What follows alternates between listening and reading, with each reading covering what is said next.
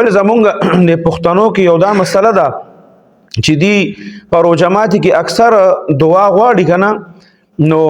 ځان سره چې کوم دی مثال په تور باندې زمونږ د پښتنو ماشومانو زړه ته چې دی نو دا سلام دی دې ته الله داسې مضبوط زړه ورکړی دی کنه د دې په مخ کې به مور او پلار لاس اوچت کی او دعا به کوي او هغې ته به موي بچی ماشومې ته وي دعا وکړه لاس اوچت کا او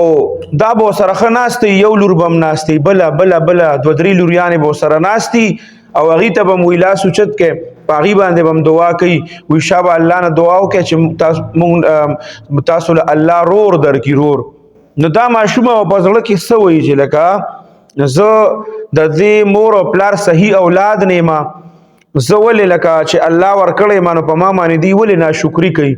نو نارینه اولاد له دعا کول څه بده خبره نه ده خو کم از کم دومره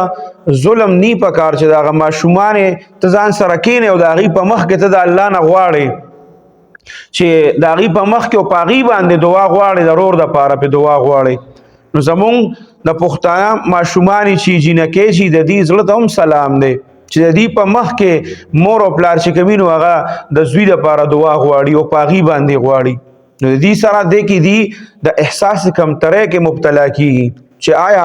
په ما کې څه مسله ده ولې زه د دې اولاد نه یم زه د دې خدمت کور کې نشم کولی ټیک ده نارینه اولاد دپاره دعا ټیک ده جایز ده کولی شي خو کم از کم د دې ماشومانو په مخ کې نه ده پکار